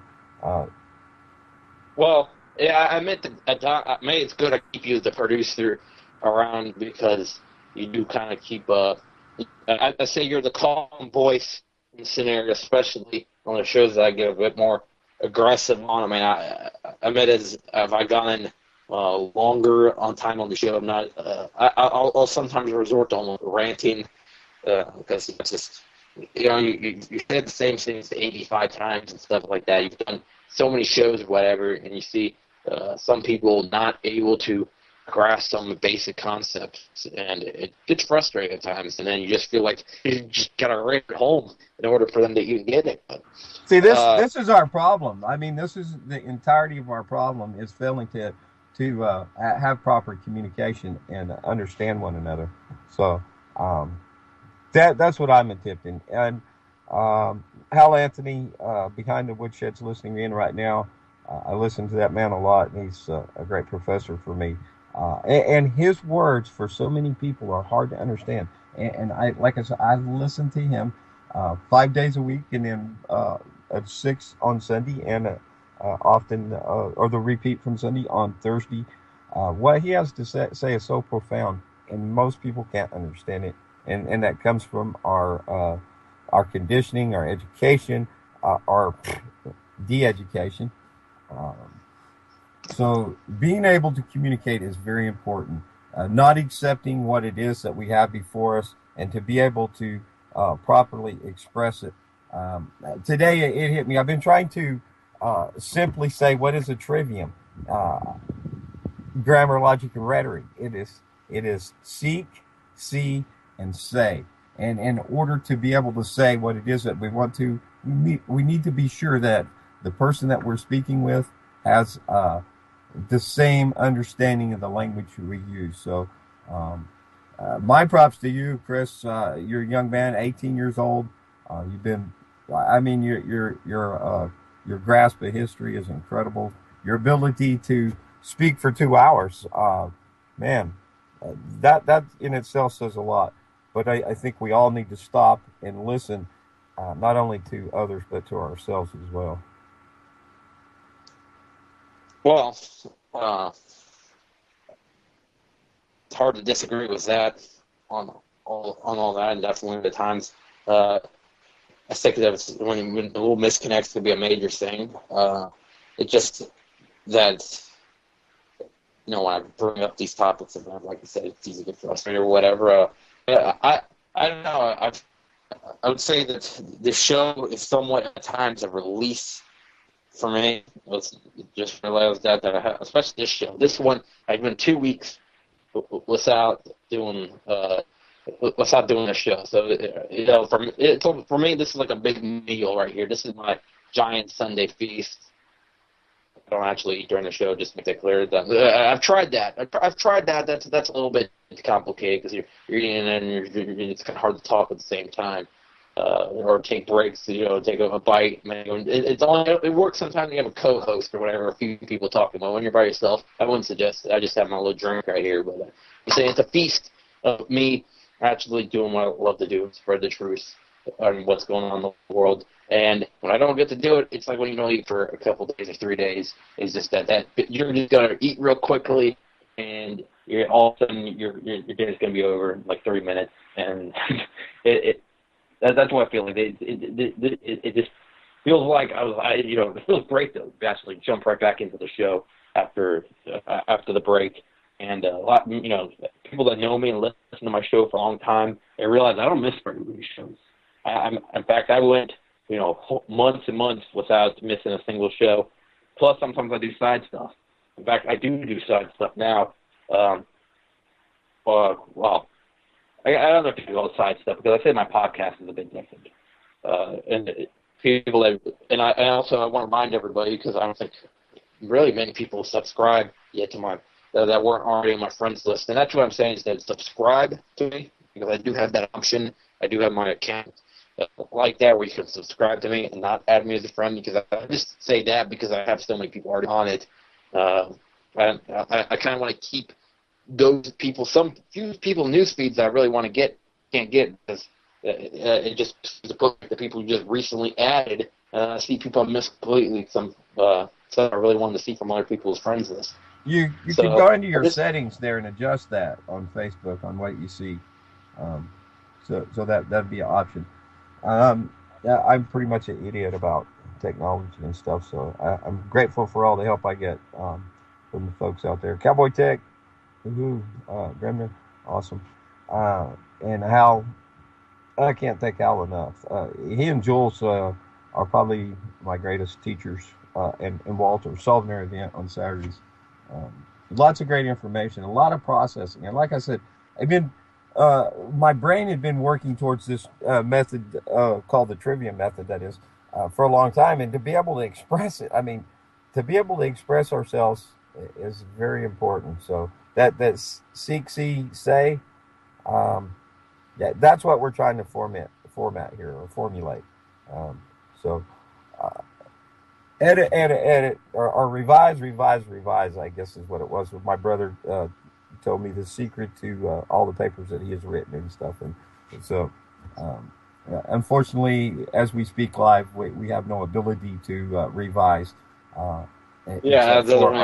Revising, that works as papers, but that's the funny thing with live broadcast, and I've had a little bit of taste of live broadcast even before I did the radio show, because I used to be involved in high school or news that we used to do, or school news or whatever, and that was the first kind of like live broadcasting experience I had before all of this. And then later on, I rejoined that and actually became an anchor after I'd done the radio show. I admit, when I was 15, actually I wasn't even 15 yet. I was 14 as a freshman, and I first did my first ever live anything. Well, it wasn't even a live; it was a recorded thing, and I had to stand in front of that green screen and predict the Super Bowl. I was so nervous, and I didn't feel like I didn't do that year actually become a live anchor. So instead, I became like a tech guy. And when I came back in 11th grade to do it, then I was a lot more confident because I've already done the radio. And in fact, I became like maybe the most vibrant host that they had of any kind. I did sports anchoring for a semester or whatever. And so I had like the double whammy. I got to do that twice or three times a week, plus the show. And I wasn't on UCY yet at that time, though, because that was 2015 before I joined. In fact, that whole thing ended right before I graduated. Did like my last show, then graduated, and then like less than a week after that, I became part of UCY. I got about 18 minutes here left, and I wanted to talk about some stuff. Oh yeah, by the way, coming up at near the top of the hour, I said I was going to bring results from the Peru election, like we do. Because a lot of time when we have an election like this, and then since the South American election, I take extra interest into it. I'm going to reveal the results, or at least I'll give you an update. Reveal the results as they are, give you an update on the show towards the end of the show. And I haven't even looked at anything yet. So this is going to be a surprise to me, whatever comes up. And so you'll actually be seeing my reaction, and you can get your own reaction as it happens. But I think that's very important that people take interest in what's, talk about the little guy and all the situation in the Middle East. Let's not forget Yemen, the country that's the poorest country in the Middle East, has now been hit even harder by the civil war that's been imposed on them by the Western countries, and the New World Order has imposed on them via Hadi and his terrorists, and the Saudi government backing them, bombing Yemen, bombing innocent civilians, thousands dead. In just a little over a year, this war started back in March of 2015, and now it's been going on until now, and now it's, thousands are dead. The country's even more, and they were on the point of a real turn with the Houthi government, which the Houthi government is like expressly anti-New World Order and their establishments. And so there's no wonder why they want to take them out. And that's the people, when I talk about the Middle East, it's important to remember the resistance. And I say when I talk about the resistance, the true resistance to Zionism and the New World Order banking system is to look at Iran, Syria, and now Yemen, the real state of Yemen. Let's not look at the fake state that the United States still claims are still in power, because they're out of power. Like I said, they've been pushed into the city of Aden, and they've established a new capital there. But Sana'a, the real capital of Yemen, where the Houthis still in power and they control a big portion of the country, and most of the people are supportive of them, they're in power. Now, Yemen's not going to be any real player in all of this. I mean, not like Syria and Iran, because Yemen, let's face it, they're a very poor country with very little military, and that very little military that's been able to hold off the sides. But I'm saying they don't have much of a military to take on, really anybody big. I'm surprised they're able to take on the Saudis, who are like a top 20 military, and their economy is very, very tiny, and that's why they're the poorest country in the Middle East, which, as you know, are filled with quite a few very poor countries, Afghanistan, Pakistan, that have severe poverty and severe malnutrition, and Yemen's at the lowest right now of those countries. Well, actually, Pakistan and Afghanistan, I think Afghanistan is technically Middle East. I think Pakistan is technically Central Asia. I don't know. People sometimes, want to be smart or whatever, and they point that out. It's gotten pointed out to me like a few times. If I refer Iran as Middle East, I say Iran is the Middle East when we're talking about the sake of political matters, maybe not geographically, because I wouldn't consider. Some people say Iran is Central Asian, but geographically that might be true, but politically it's not true, because they're very unlike the countries of Kazakhstan or Azerbaijan and all those other countries, which there's been a horrible thing that's going up in Azerbaijan that started, in a disputed area between Azerbaijan and Armenia. And see, that's like two different worlds right there, because Armenia is the European world right there, the Eastern European world and the Central Asian world meet, and then you got this little tiny area called, I can't even pronounce the name right now, this disputed area, this little tiny area where they're fighting over and they're shelling each other. And this is like been a frozen conflict. And everybody says Jesu is Paris. Everybody says we are Brussels. But no one ever says they're Palestine. No one ever says they're Burma. No one ever says that they're Eastern Ukraine. No one ever says that they're that disputed area between Armenia and Azerbaijan. And people wonder where's Azerbaijan exactly. It's kind of like two countries under Russia. It's a Central Asian country. It's a former Soviet republic, and so is Armenia, I believe. Armenia is a former Soviet republic. These are two former Soviet republics fighting, which has been a lot of that since 1991. There's been a lot of instability since then. Of course, we've seen the Georgian War, which ended, and anybody who ever wonders what happened to the Georgian War, it ended 6 days after the Russian intervention. But what happened to Saakashvili, the guy that was responsible for a lot of war crimes, what happened to the guy that was was ultimately very disliked by the people? Boy, ended up running the Ukraine, fascist Ukraine, that should be said, and now he's hiding out there as some government official. In Western Ukraine, also major news we had today was their prime minister resigned, which he's the prime minister since the coup in 2014, and now, by no surprise, he's leaving with severe unpopularity by his people amongst him and the Poroshenko government. Petro Poroshenko, by the way, anyone forgot about who he is. He's the leader of this whole Western Ukraine government that's got a ton of support by the U.S. government in the harbors radicals like Right Sector, Subvoida, who are openly Nazis.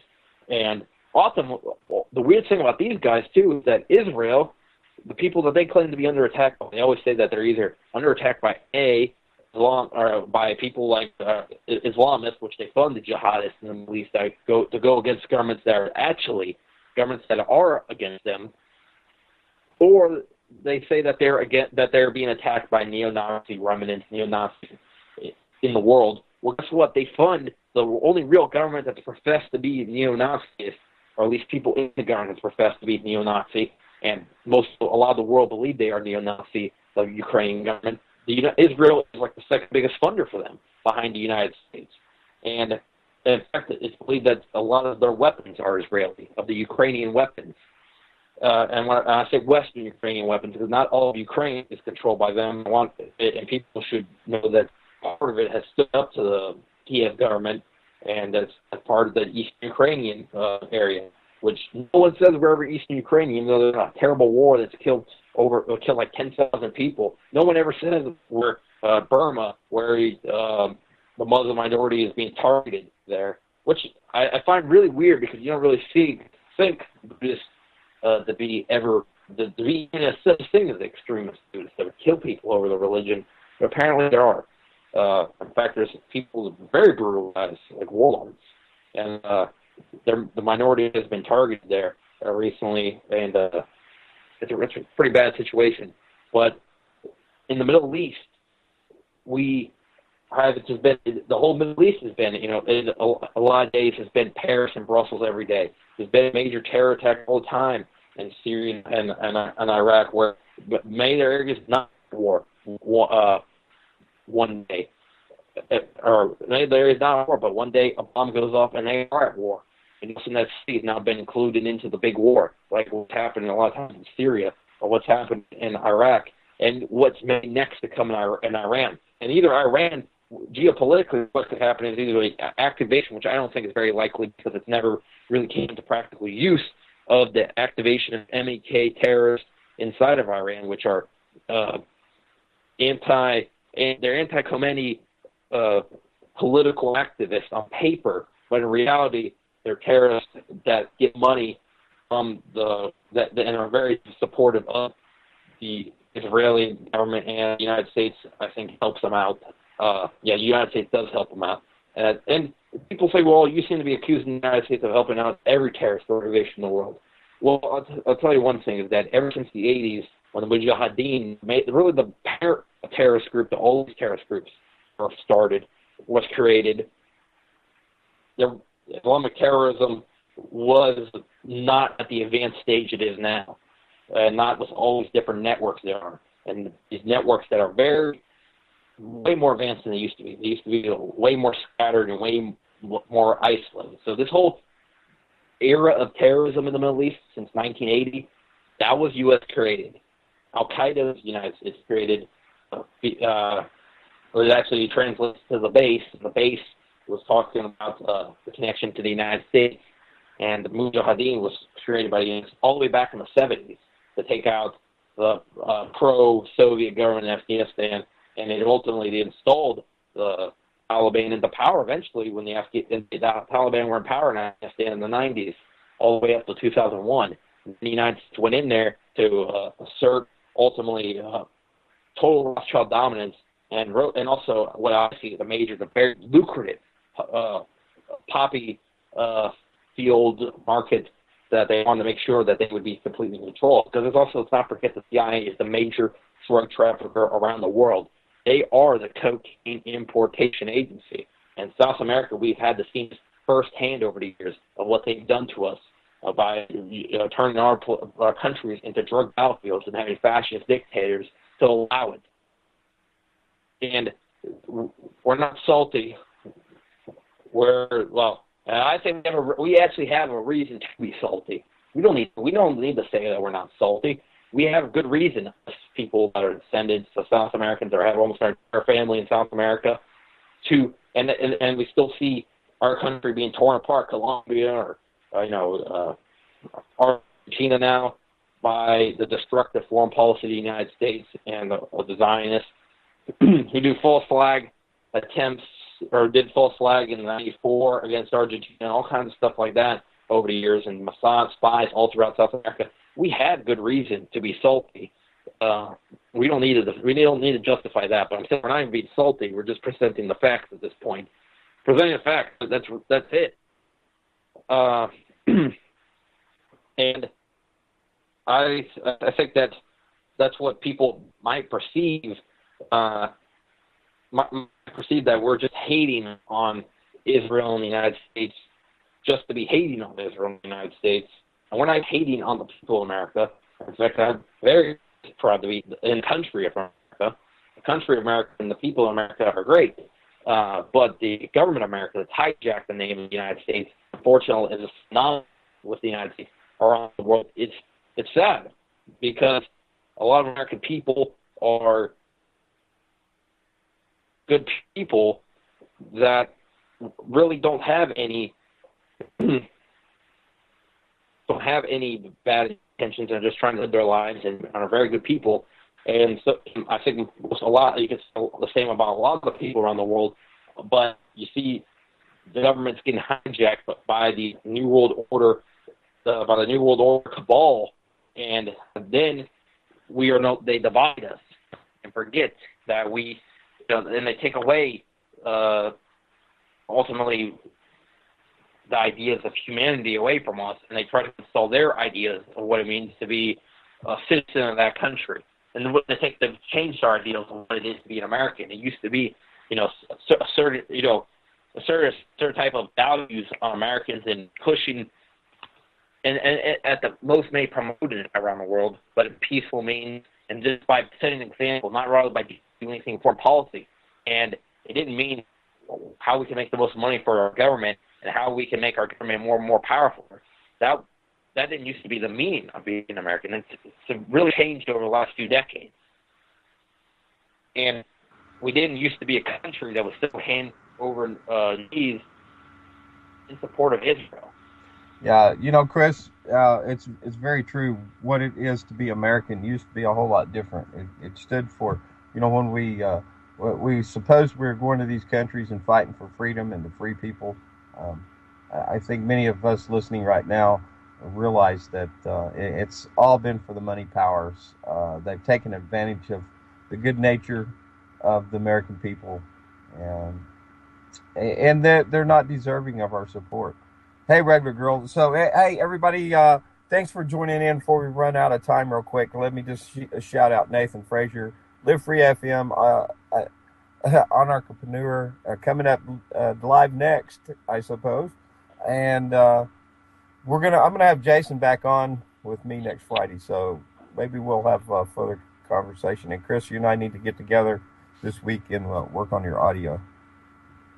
Yeah, we'll have a private call or something maybe sometime later this week or whatever when I have some free time. I don't have quite the free time I used to anymore. So I used to have too much of it, I'd say. I'm kind of glad I was able to pull off this radio show and do a really good, I believe, a great radio show with all the feedback from the fans. And also, I don't really spend too much time, as people notice, at some of the other hosts in the chat rooms, several other people's shows. But I'm going to try a few shows I have in mind. I really, the ones I have at least gotten a little bit more idea of what they're about on UCY, and I'll be hanging out maybe in the chat rooms or whatever a little bit more. I don't have it on my own account, but you'll be able to easily spot me because I'll have my name on the. I'll make an account. Screw that. I mean, I just don't like. I made so many accounts online or whatever. It feels like you have to meet in and then you don't get in the habit of it. Or I don't like the idea of a master password. I'm just not that. I don't feel that secure having one of them. So I have to change it, make different passwords, and you forget the passwords, and you have to do that whole forgot your password thing. I can make a whole skit about that.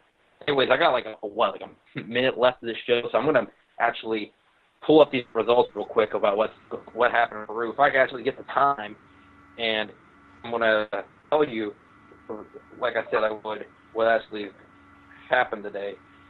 Today was the election for president in Peru, and here at Voice of Rebellion Radio, we like to provide real-life news, what's going on in different countries politically, and get our geopolitical fill in.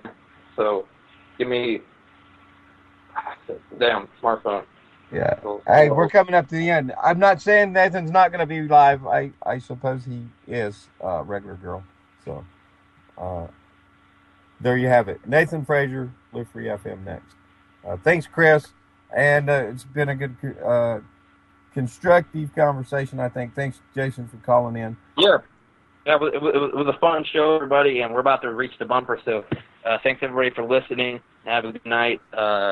one and no return, and nobody can stop it. Malcolm Little when he knelt before Elijah Muhammad, the comet that killed the dinosaurs, changing the earth. They love to criticize, they always say I changed for the worse. Like prescription pills when you misusing them, nigga. The Templar Knights when they took Jerusalem, nigga, and figured out what was buried under Solomon's temple, Al-Aqsa. The name is not coincidental. I know too much, the government is trying to murder me. No coming back like cutting your wrists open vertically. How could the serpent be purposely put in charge of the country? Genetic engineered sickness spread amongst me. My people are so hungry that they attack without reason, like a fucking dog ripping off the hand that feeds them. Immortal technique is treason to the Patriot Act. So come and get me, motherfucker, cause I'm not coming back. This is the point from which I can never